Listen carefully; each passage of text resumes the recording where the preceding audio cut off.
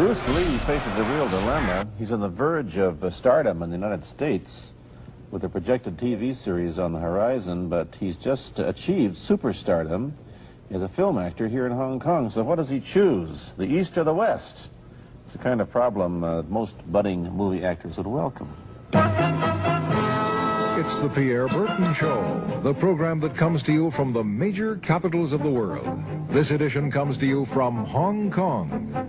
And Pierre's guest is the man who taught karate, judo, and Chinese boxing to James Garner, Steve McQueen, Lee Marvin, and James Coburn. The newest Mandarin superstar, known in the West for his appearances in Batman, The Green Hornet, Ironside, and Longstreet. His name is Bruce Lee, and he doesn't even speak Mandarin. And here's Pierre. Well, how can you play in Mandarin movies if you don't even speak Mandarin? How do you do that? Well, first of all, I speak only Cantonese. Yeah. So, I mean, there is quite a difference as far as pronunciation and things like that go. So somebody else's voice is used, right? For Definitely, you? definitely. You just make the words. Doesn't that sound strange when you go to the movies, especially in Hong Kong, in your own town, and you see yourself with somebody else's voice? Well, not really, you see, because most of the Mandarin pictures done here are dubbed anyway. They're dubbed anyway? Anyway. I mean, disregard. I mean, they shoot without sound. So it doesn't, you know, make any difference. Your lips never quite make the right words, do they? Yeah, well, that's where the difficulty lies, you see. I mean, in order to, because the Cantonese have a different way of saying things, you know, I mean, different from the Mandarin. Yeah. So I have to find, like, something similar to that and keep a kind of a feeling going behind that. Something that matching the Mandarin deal. Like the old silent days. Complicated? Like the old silent days. But I gather in the movies made here, the dialogue is pretty stilted anyway. Yeah, I agree with you. I mean, see, to me, a motion picture is motion. Yeah. I mean, you got to keep the dialogue down to the minimum. Did you look at many Mandarin movies before you started playing in the first one? Yes. What did you think of them when you saw them? Quality-wise, I mean, I have to admit that it's not quite up to the standard. However, it is growing, and it is getting higher and higher and going toward that standard, than what I would term quality. They say the secret of your success in that movie, The Big Boss, which was such a success here and rocketed you to stardom in Asia, was that you did your own fighting. As an expert in the various martial arts in China, what did you think of the fighting that you saw in the movies that you studied before you became a star? Well, I mean, definitely in the beginning, I had no intention or whatsoever that what I was practicing and what I'm still practicing now would lead to this to begin with.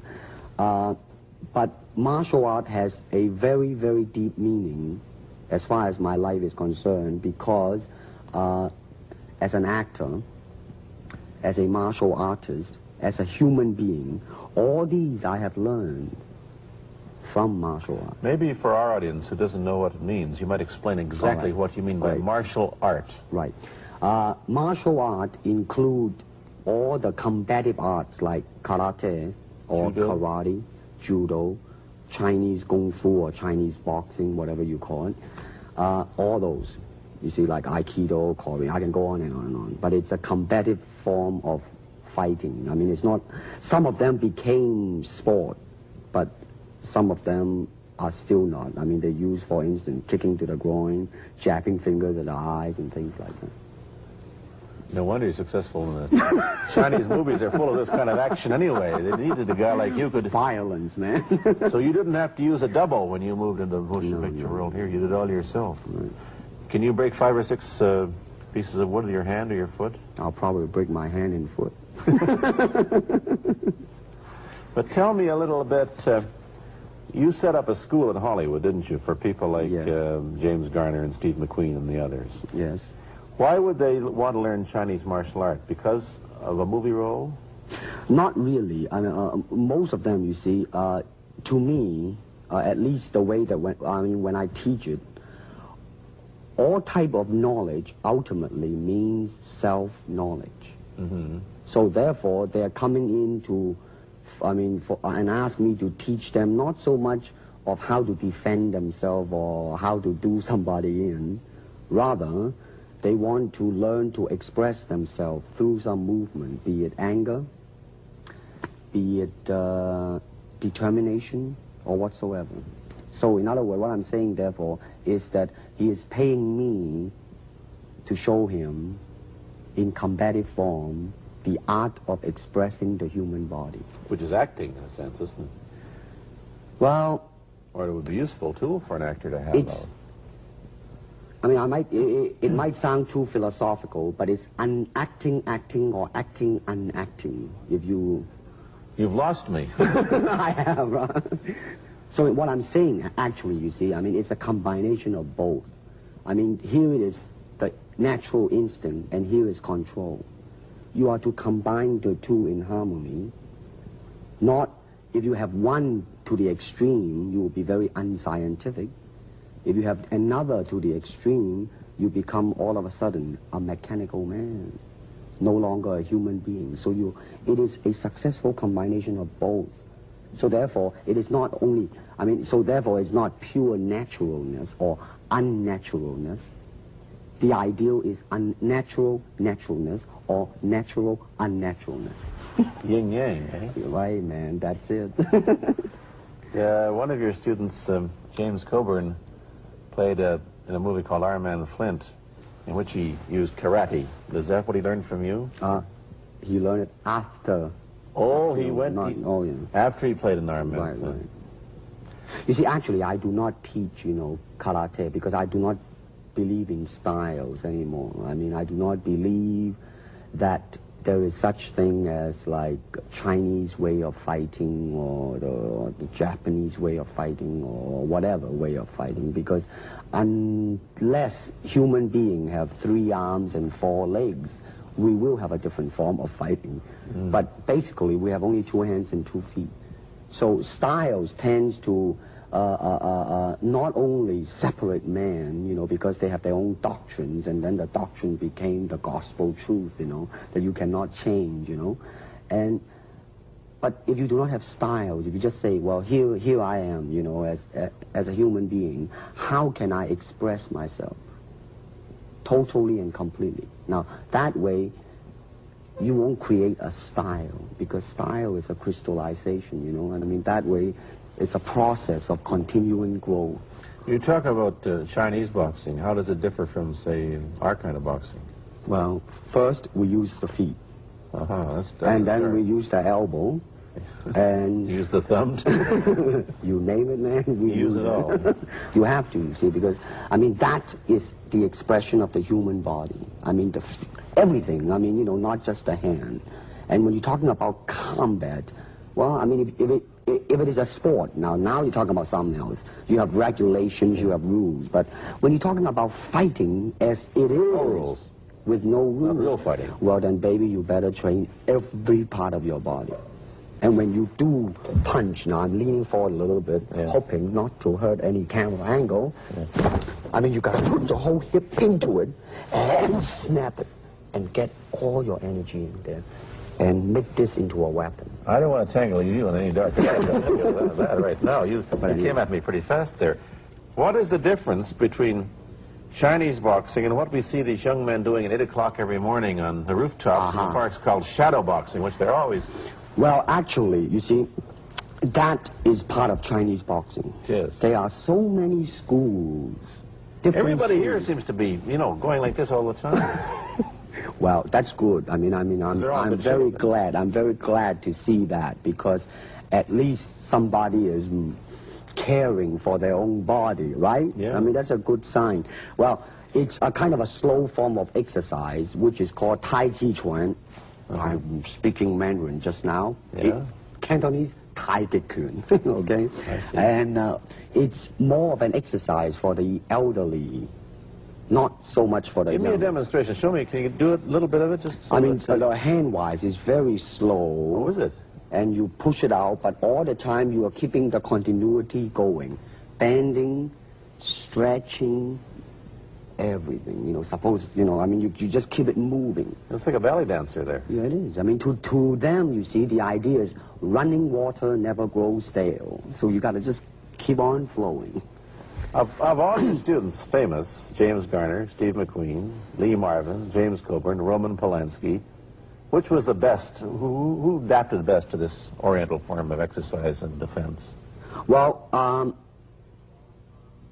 depending, okay? Now, as a fighter, Steve McQueen, now, he is good in that department because that son of a gun got the toughness in him. Yeah. I mean, see it on the screen. I mean, he would say, all right, baby, here I am, man. Mm-hmm. You know, and he'll do it. Yeah. Now, James Coburn is a peace-loving man. I met him.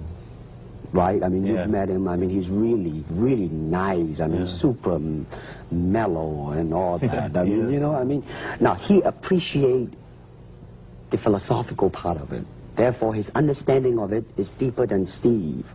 So it's really hard to say. You see what I'm saying now? I see. I mean, it's different. So that's, I mean, depending on what you see in it. Interesting. We don't, in our world, and haven't since the days of the Greeks who did, combine philosophy and art with sport. But quite clearly, the Oriental attitude is that the three are facets of the same things. Man, listen, you see, really, to me, okay, to me, ultimately, martial art means honestly expressing yourself. Now, it is very difficult to do. I mean, it is easy for me to put on a show and be cocky and be flooded with a cocky feeling and then feel like pretty cool and all that. Or I can make all kinds of phony things, you see what I mean, blinded by it. Or I can show you some really fancy movement.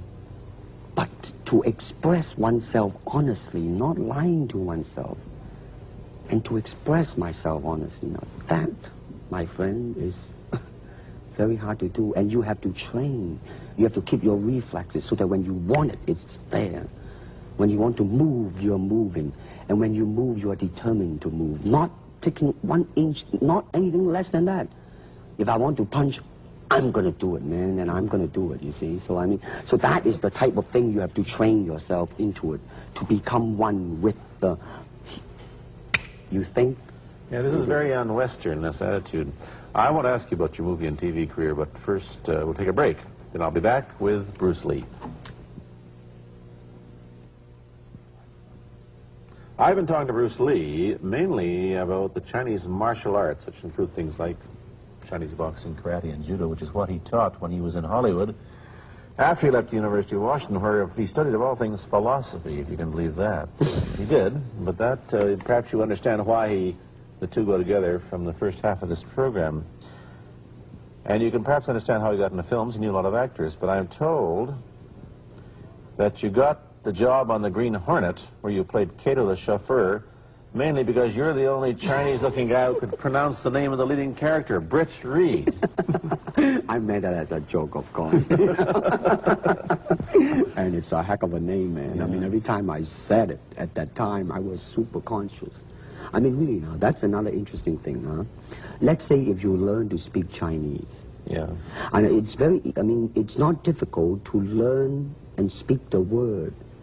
The hard thing, the difficult thing, it's behind what is the meaning, what brought on the expression and feelings behind those words. Like when I first arrived in the United States, and I look at a Caucasian, and I really would not know whether he was putting me on, or is he really angry, because we have different way of reacting to it. See, those are the difficult things, you see. It's almost as if you came upon a strange race where a smile didn't mean what it does to us. In fact, a smile doesn't always mean the same, does it? Of course not. Yeah, I just thought of that. Tell me about the big break when you played in Longstreet. I must tell the audience that Bruce Lee had a bit part, or a supporting role in the Longstreet series, and this had an enormous effect on the audience. What was it? Well, you see, the title of that particular episode of Longstreet is called The Way of the Intercepting Fist. Now, I think the successful ingredient in it was because I was being Bruce Lee. Yourself? Myself, right. And did that part, just express myself, like I say, honestly express myself at that time. And I because of that, I brought, you know, favorable mentioning in like New York Times, which says like the Chinaman who incidentally came off quite convincingly enough to earn himself a television series, and so on and so on and so forth. Can you remember the lines by Sterling Siliphant, the key lines? He's one of my students, you know that? Was he too? Yes. You've had everybody as your student. But you read, there were some lines that expressed your philosophy. I don't know if you remember them or not. Oh, I remember that. I Let's said, hear. this is what it is, okay? You're talking to Longstreet, played by James Francesca. I said, empty your mind. Be formless, shapeless, like water. Now, you put water into a cup, it becomes the cup. You put water into a bottle, it becomes the bottle. You put it in a teapot, it becomes the teapot. Now, water can flow, or it can crash. Be water, my friend. Like that, you see? Oh, I see. I get the idea. I get the power behind it. So, now, two things have happened. First, there's a pretty good chance that you'll get a TV series in the States called The Warriors, in which you use, what, the martial arts in a Western setting? That was the original idea. Now, Paramount, you know, I did Longstreet for Paramount, and Paramount wants me to be in a television series. On the other hand, Warner Brother wants me to be in another one, but both of them, I think, they want me to be in a modernized type of a thing. And they think that Western idea is out. Whereas you want to do the Western, eh? I want, because you see, I mean, how else can you justify all these punching and kicking and violence except in that period of the West? I mean, in nowadays, I mean, you don't go around on the street kicking people or punching people. Because if you do, that's it. I mean, I don't care how good you are, you know. But this is true also of the Chinese dramas, which are mainly costume dramas. And they're all full of blood and gore over here. Oh, you mean here? Yeah. Well, unfortunately, you see, I hope that the picture I am in would either explain why the violence was done, whether right or wrong or whatnot. But unfortunately, pictures, most of them here, are done mainly just for the sake of violence. You know what I mean? Like, you know, fighting for 30 minutes, get stabbed 50 times. And well, I'm fascinated. Let me give you your microphone back. I'm fascinated that you came back. I am a martial artist. You came back to Hong Kong on the verge of success in Hollywood and full of it. And suddenly, on the strength of one picture, you become a superstar. Everybody knows you. You have to change your phone number. You get mobbed in the streets. Now, what are you going to do? Are you going to be able to live in both worlds? Are you going to be a superstar here, or one in the States, or both? Well, let me say this. First of all, the word superstar really turned me off, and I'll tell you why. Because the word star, man, it's an illusion. It's something what the public calls you. You should look upon oneself as an actor, man. I mean, you would be very pleased if somebody say, hey, man, you are a super actor. It is much better than, you know, superstar. Yeah, therefore, you've got to admit that you are a superstar. You're not going to, if you're going to give me the truth. I am now. I'm honestly saying this, okay? Yes, I have been very successful. Yeah. Okay? But I mean, I think the word star is I mean, I do not look upon myself as a star. I really don't. I mean, believe me, man, when I say it. I mean, I'm not saying it because well, what are you going to do? Let's get back to the question. Okay. Are you going to stay in Hong Kong and be famous? Or are you going to go to the United States and be famous? Or are you going to try and eat your cake and have it too? I am going to do both because, you see, I have already made up my mind that in the United States, I think something about the Oriental, the true Oriental should be shown. Hollywood sure as heck hasn't. You better believe it, man. I mean, it's always the pigtail and bouncing around, chop, you know, with the eyes slant and all that. And I think that's very, very out of Is it true that you were, the first job you had was being cast as Charlie Chan's number one boy? Yeah, number one son, yeah. No, they never made a movie. No. They were going to make it into like a new Chinese James Bond type of a thing. Now that, you know, the old man Chen is dead, Charlie is dead, and his son is carrying on. But they didn't do that. No. Batman came along, you see, because, and then everything was started to be going into that, you know, that kind of, which you were in. But is I it... mean, by the way, I did a really terrible job in that, I have to say. Really? You didn't like yourself? I didn't see it. Let me ask you, however, about the problems that you face as a Chinese hero in an American series. Have people come up in the industry and said, well, we don't know how the audience are going to take a non-American? Well, such question has been raised. In fact, it is being discussed, and that is why The Warrior is not going to be on. I see. You see, because unfortunately, such thing does exist in this world, you see, like, I don't know, certain part of the country, right? Where, like, they think that business-wise it's a risk. And I don't blame them, I mean, in the same way it's like in Hong Kong, if a foreigner come and became a star, if I were the man with the money, I probably would have my own worry of whether or not the acceptance would be there. But that's all right, because if you honestly express yourself, it doesn't matter, see? Because are you, how about the other side of the coin? Is it possible that you are, I mean, you're fairly hip and fairly Americanized. Are you too Western for Oriental audiences, do you think? Oh, man, like, how?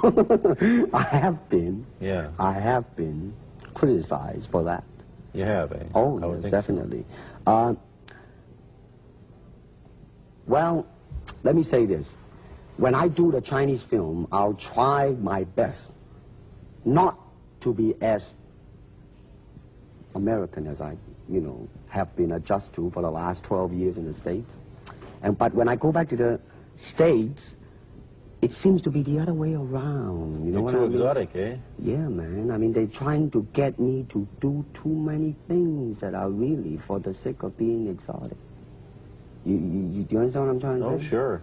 So it's really, I mean, it's when you live in both worlds, it brings us problems as well as advantages, and you've got both. Time to go to a commercial. I'll be back in a moment with Bruce Lee. Let me ask you whether the change in attitude on the part of the Nixon administration towards China has helped your chances of starring in an American TV series. Well, first of all, this happened before that. Yeah. But I do think that things of Chinese will be quite interesting for the next few years. I mean, not that I'm politically, inclining toward anything. No, I understand that. I'm just wondering. But I mean,